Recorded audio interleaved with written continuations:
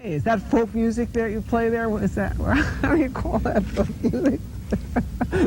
I think it was Studs Terkel who asked Big Bill Brunzi, did he consider his blues music to be folk music? And Big Bill says, well, never heard no horses.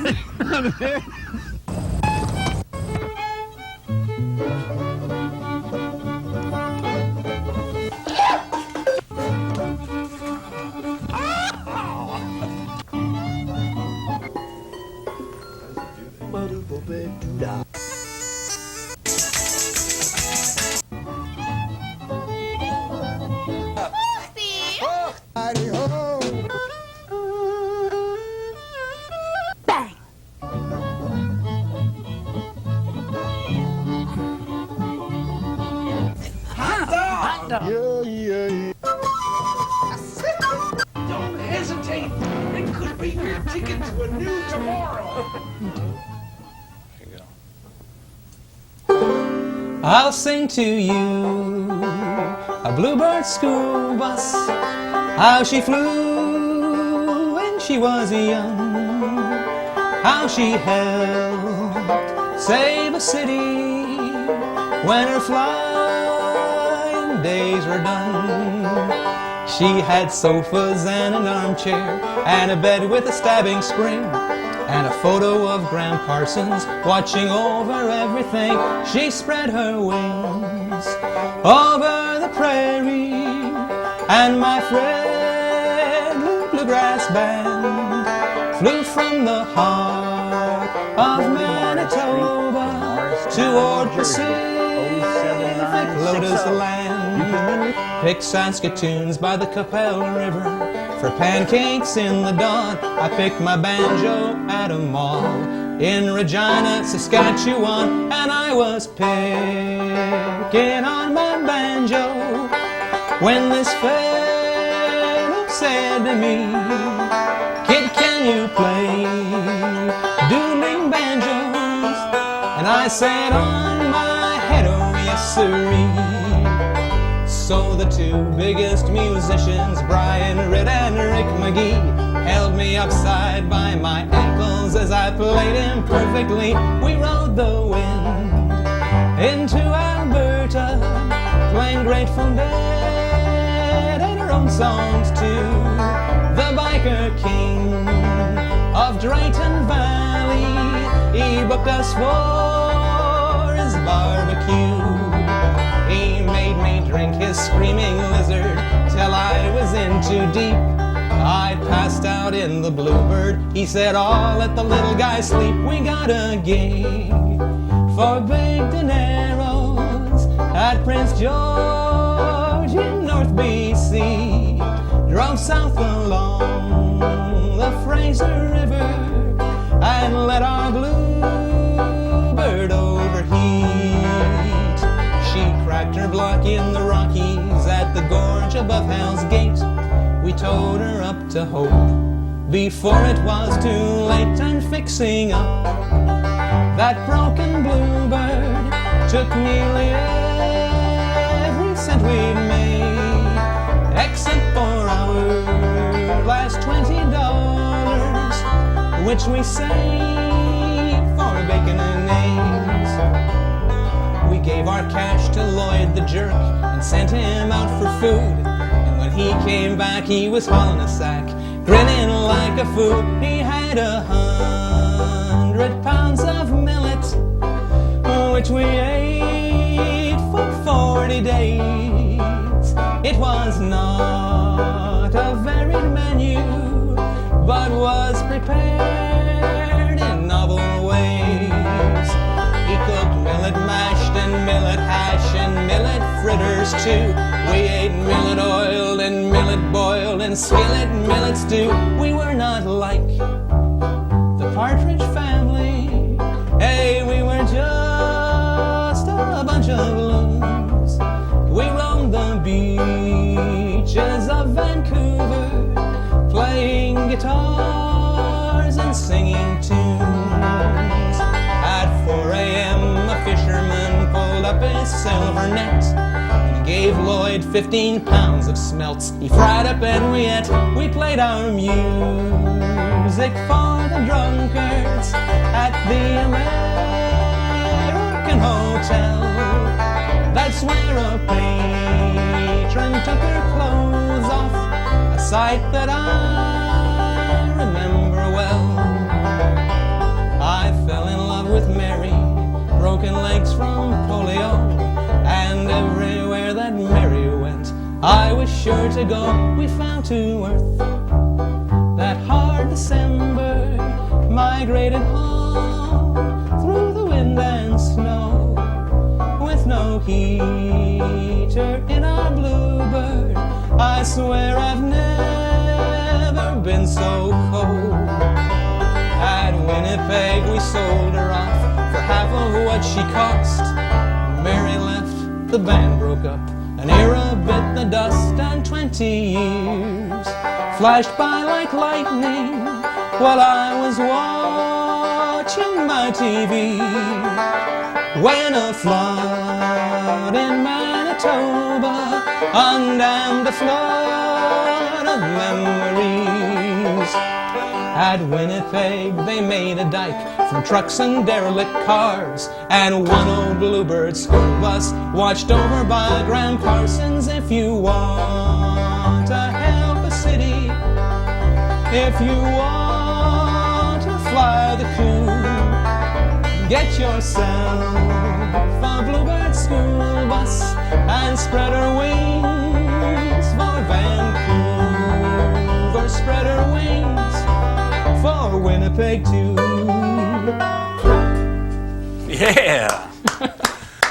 All right. The show is Horses Sing None of It. My name is Ralph Litwin, and we're listening to a fella who, according to his bio sheet, was in May 1907 earned the rank of #1 Canadian musician with DJs on the folk DJ listserv, getting more radio airplay than even Joni Mitchell and Gordon Lightfoot. For about 2 minutes, that happened. Yeah. That's pretty impressive. And a fella who can also play Deliverance, dueling banjos, upside down. It's been about 20 years, but I did it a few times And back then. there was reference in that song to Yeah. that, huh? Yeah, that's right. And the guy's name is Andrew Roblin. Welcome to the show. Thanks, Pleasure Ralph. to have you. Thanks. Great song. So that was an autobiographical, was it? Absolutely. Everything Absolutely happened. was Yeah. true there, huh? Yeah. Quite a tale. Very entertaining. So you are now living not in Canada anymore. No, I live in Emmaus, near Allentown, Pennsylvania. That's the site of Rodale Press. Oh, yes, Rodale, yes. That's why I've wound up there. Is that right? I was living in Nashville, and, you know, it's tough to make a living playing music in Nashville. I There's guess so. So many great people. So I became a journalist, and I got a job offer with Rodale about 10 years ago, and worked there for about a year and a half, and it just wasn't right, so I quit. I didn't know what the heck I was going to do. My eldest daughter had just been born, you know, we bought a house, and it was really tough, but I went to playing music, and luckily I was in an area where you can make some money doing that, so that's what I've been doing ever since. I got to say, you are one of the workingest folk musicians that I know of. Thanks. Playing about 230 gigs a year? Actually, by the end of this year, unless I get sick, I will have done 295 plus by the end of the year. Yeehaw. Only not working a few days a year, boy. Well, I try and do 2 jobs a day. Two jobs a day, so you're working a few days a week. A lot of them are like low-paying jobs for nursing homes or senior centers. So to make a buck, you got to go do 2 a day if you can. Yeah. Well, nursing homes need people to play in. Yeah, they do. It's a wonderful place to play music. I love it. Yeah, I've done them, and the people really appreciate it. Oh, yeah. Especially you play that old-time music. Oh, yeah. Stuff that triggers some memories for them. It's powerful. It's great. Well, give us another tune. Okay. Well, here's a tune from Manitoba, where I'm from, where I grew up. And it's not widely known outside Manitoba, but there's a great tradition of fiddle music up there. It goes all the way back to the early French-Canadian fur traders who brought fiddles to trade with the natives up there. So the natives have their own big repertoire of fiddle music. And this tune I'll play for you is the classic. It's the ultimate Manitoba fiddle tune. It's called the Red River Jig. And it does go back to the days of the fur trade and the buffalo hunt. And I hope you like it. Cool.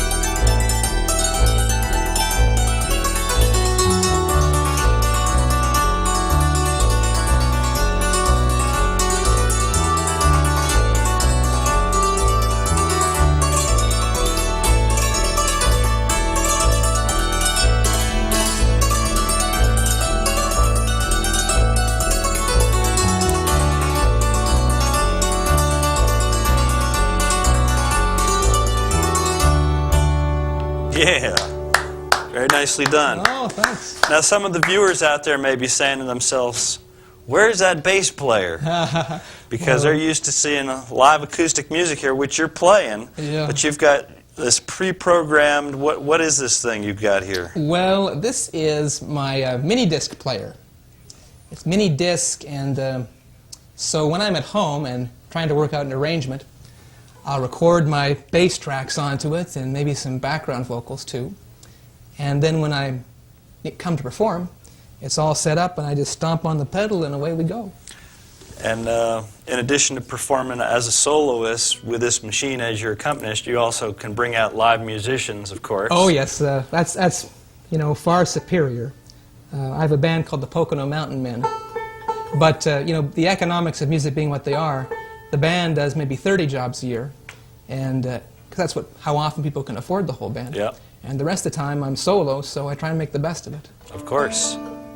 Sounds good to me. What you going to do for us now? I see you're ready for something. Yeah. Well, a few years ago, Ralph, I saw you do that wonderful song of yours about your granddad, and I was really moved. I thought it was a great song. Well, thank you. Yeah, it made an impression on me. And I thought I ought to do something about, someone I love. That's my dad. And when you really reach down to these people that mean a lot to you and put them in your songs, it makes the songs really important to me. And I'm sure that's why you wrote your song about your granddad, because it means so much to you. Of course. So here's a song about my dad. Little background information. He was a politician. He was the premier of Manitoba.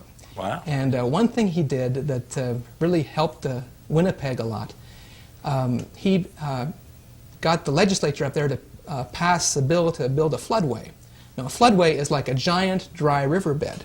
And so when the Red River floods, they can open up some gates and let the floodwater go into the floodway, and Winnipeg is safe.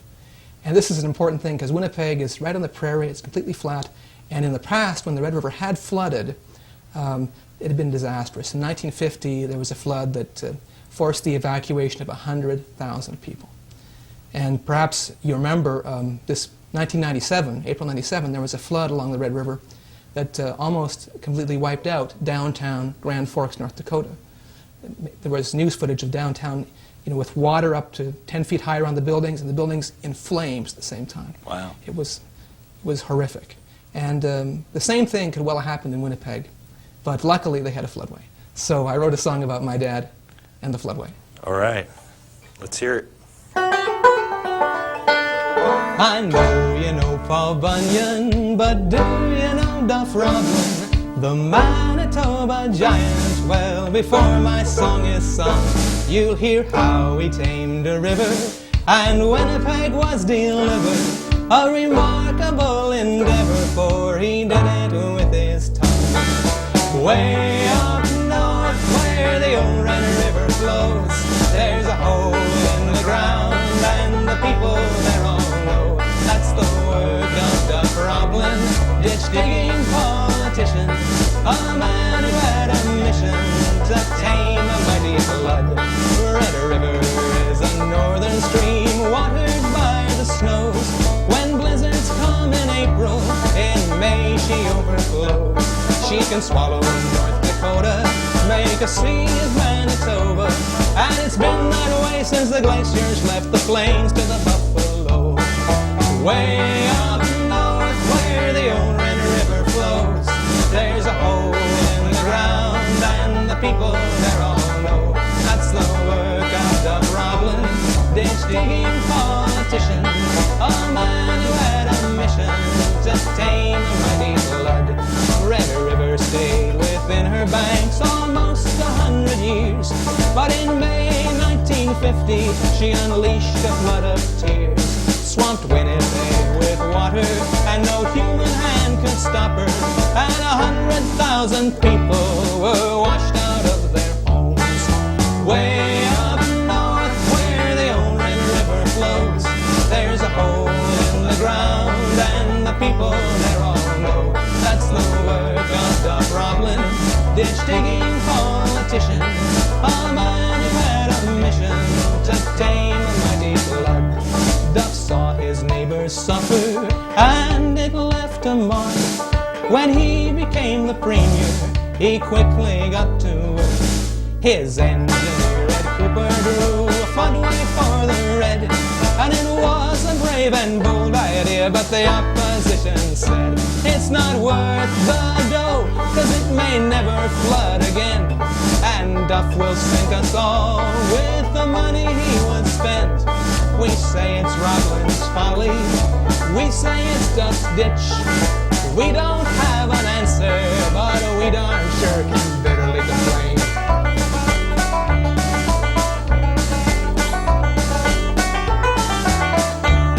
Well, Duff let fly some silver words, and he won the day for the guardian of the prairie, the Red River floodway.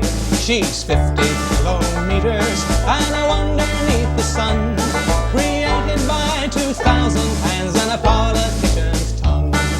Way up north where the old Red River flows, there's a hole in the ground and the people there all know that's the work of Duff Roblin, ditch-digging politician, a man who had a mission to tame the mighty flood. Duff's ditch was rescued Winnipeg a dozen times, thank heaven. It dammed the flood of the century in 1997. There's a tide in the affairs of men taken at the flood. A fellow like Duff Roblin can use to do some good.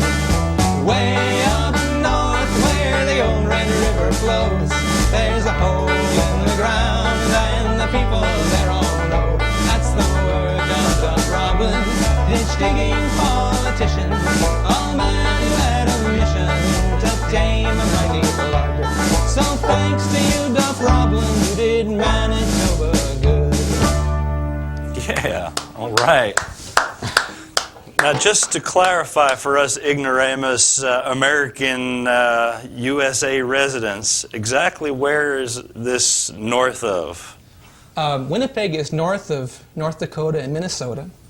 It's directly, I guess it's about 5 or 6 hours drive north of Minneapolis. All right. Well, that, for us American U.S. citizens, we don't know that Canadian geography as well as we should. I agree. But now we know, for all us viewers. Now, there's this terrible Canadian joke, and you don't talk like this, but a lot of Canadians, we go up to Ontario in the summer. Everybody up there says A at the end of every sentence. You know the joke? How do you spell Canada? No, I don't know that joke. C-A-N-A-D-A. Well, that's a good one. I just can't resist Yeah, that. I like that. That's good. It's a harmless joke. Yeah, sure. What else do you have online? Oh, we should show folks your album before we get too far thank on you. there. Yeah. Yeah, that's my third album. Perilous Pursuit. Yeah. Can I plug it? Yeah, we can Okay. tell folks that they can contact you with some information that's going to appear on the screen there. Okay. Yeah, if you want to hire me sometime, just dial 610-965-2498, and I'll come play for you and annoy your neighbors. And you also have is that a website or is that a... Yeah, that's the website, so you can just go there on the web and you can order the CD there. You can also email me from there, or you can read all about it, you know, so... Song.com/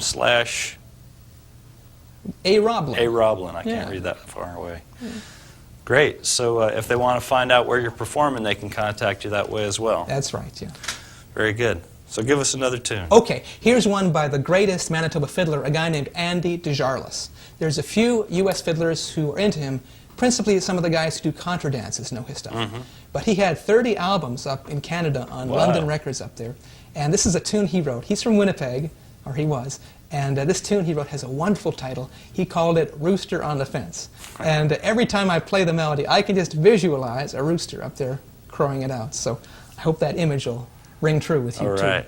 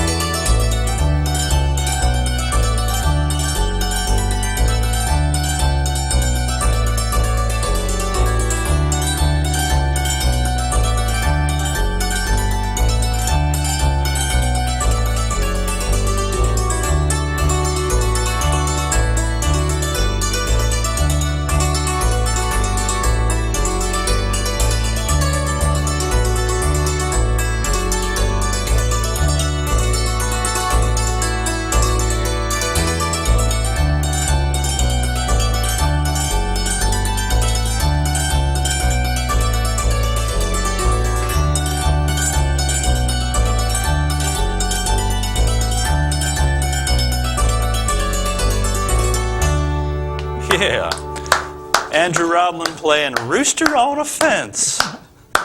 Very good. Now, some people may be wondering, what is that instrument? Oh, it's a hammered dulcimer. And it's called a hammered dulcimer, of course, because you play it with little wooden hammers. That seems obvious enough. Yeah, and it's the ancestor of the piano. It was invented, I think, in the Middle East about 1,000 years ago. It spread all over the world. They play it in India and China and Eastern Europe especially. Wow. And I think it was Ukrainian immigrants who brought this thing to Manitoba, and you still find this with the Ukrainian dance and wedding bands up there. Cool. We got about 3 minutes left, so I Okay. guess we should go into our little Okay. jam session number. Great. Appreciate you coming down to share all your music and talent with us, and your stories and your autobiographical songs and everything. Well, it's a delight, Ralph. Thanks for asking me. It's a pleasure.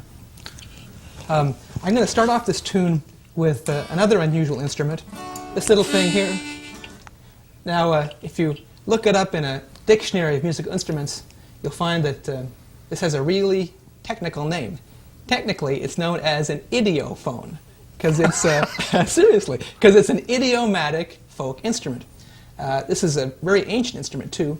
If you, I think it goes back, as early as they've been able to trace any instrument. The Aborigines in Australia play these, and people in Eastern Europe do, and of course in America as well. It's a jaw harp because you hold it in front of your jaw to play it, and all by itself, it hardly makes any sound at all. Perhaps you can just barely hear that. But if I hold it in front of my mouth, it gets louder, and you can play different notes. Sounds like this. Before you start there, do you know the fancy name for a kazoo? I don't know.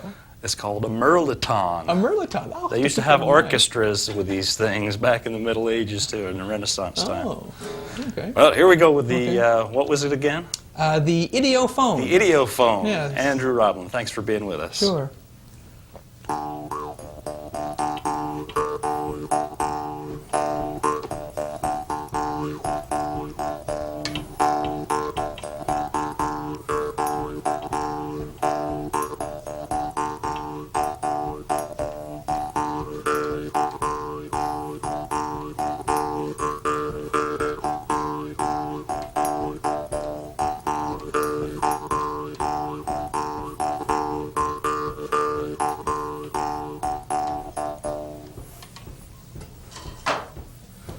I got a house in Baltimore, Little Liza Jane. Streetcars running by my door, Little Liza Jane.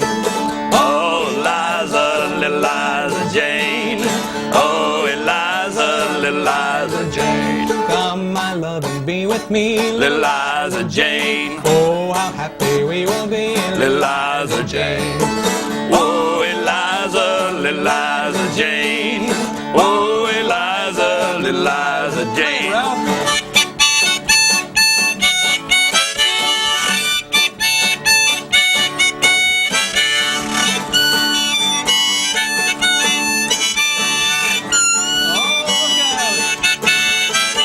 I don't care how far I roam, little Liza Jane. The very best place is home, sweet home. Little Liza Jane.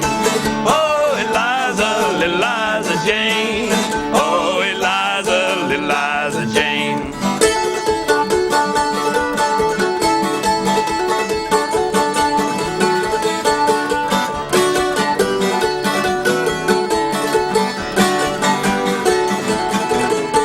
Come, my love, and be with me, little Liza Jane. Oh, how happy we will be, little Liza Jane. Oh, Eliza, little Liza Jane. Oh, Eliza, little Liza Jane. Oh, Eliza, little Liza Jane. Oh, Eliza, little Liza Jane.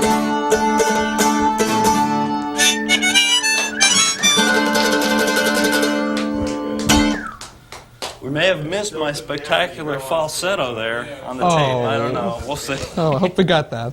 We might have got it just in the last little.